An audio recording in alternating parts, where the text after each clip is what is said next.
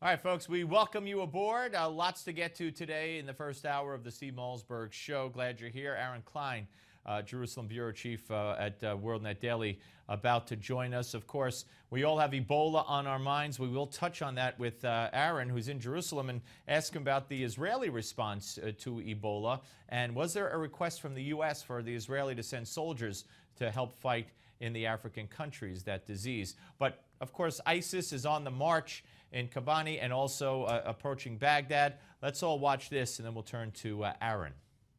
Is ISIS being degraded, or are they moving forward? They do not seem to be degraded at all. At first, ISIS was moving toward Baghdad when this crisis began earlier this summer. Then they shifted gears, moved to where I am. They started to attack Kurdistan. The bombing campaign began, and now ISIS is once again on Baghdad. So it is having an impact in that it has forced ISIS to change their targets somewhat, but it is certainly not slowing down the group. All right, folks, not good. We're not succeeding. And Aaron Klein, Jerusalem Bureau Chief and Senior Staff Reporter for WND.com and host of Aaron Klein Investigative Radio and Salem Talk Radio, and author of the new book, The Real Benghazi Story. He joins us. Hello, Aaron. Hey, thanks for having me. Good to talk to you again. These airstrikes, and you know, when you say airstrikes, you tend to believe that this is a bombardment. It's going on and on. We're talking about like 4 airstrikes a day, and then they're saying, well, you know, this is going to take a lot of time. It's almost as if they're conceding Baghdad, if you listen to Susan Rice. They're conceding Kobani. They're conceding the massacre that'll follow. What on earth are we doing, or better yet, what on earth are we not doing? Yeah, indeed, it's very difficult to read into this other than the concession of parts of Iraq where we withdrew without a status of force agreement, and contrary to what the Obama administration has claimed, the Iraqi government from the beginning wanted a status of force agreement, a substantial agreement.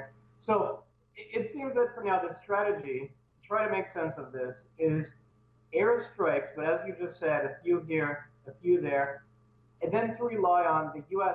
so-called coalition partners, including namely mostly Arab coalition partners, to fight on the ground. Well, actually, the Kurdish forces are doing a very good job at fighting, but they are yelling, kicking, screaming, literally protesting, including in the last 24, 48 hours in Turkey, for more help. They say they're not getting it. And Steve, look at the coalitions that we're depending upon. We, the United States, the Western-backed countries. We're talking here about Qatar, which has been accused behind the scenes of actually aiding some elements of ISIS, so we don't even know what side they're on.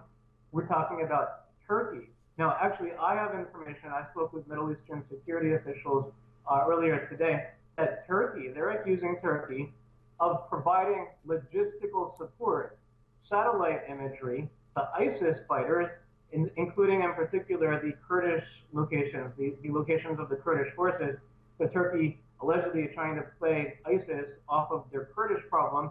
And then we're relying on Saudi Arabia, which has a sordid history as well, and by the way, has been accused also of some backing behind the scenes of ISIS. It's just there seems to be no strategy other than chaos, and then a few bombing campaigns here and there that ISIS is mocking. And meanwhile, you have thousands upon thousands of jihadists, including foreign jihadists, streaming to ISIS, including from the UK, including even from the United States. Major problem. And so far, it seems we do not have the backbone to do anything real about it. Yeah, I mean, it's not like we're just not sending ground troops in. It's like we're not serious about the bombing either. Let me ask you about Ebola. You're in Jerusalem, and there was a report on WND.com, I believe is where I read it first, that Israel turned down Obama's request to send troops to Africa to help, quote-unquote, fight Ebola the way we have. To me, I think that's smart. I don't think we should have troops there in the first place. Is that what your understanding is?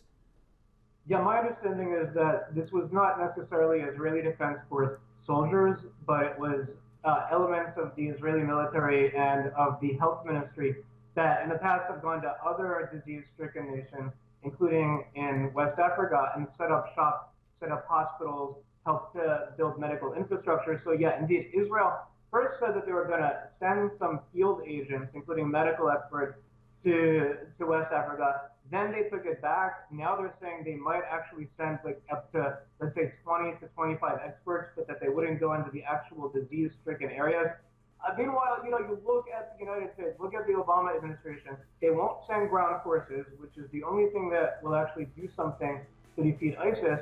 And yet now my understanding is that we're going to send up to 4,000 U.S. forces, including, by the way, from I know, Aaron. It's insane. It really is. And Israel, of course, is a tiny, tiny country. They can't afford to have an outbreak. Thank you, Aaron. As always, good to talk to you. And when we come back, folks, the Malzberg panel is next. Don't go away.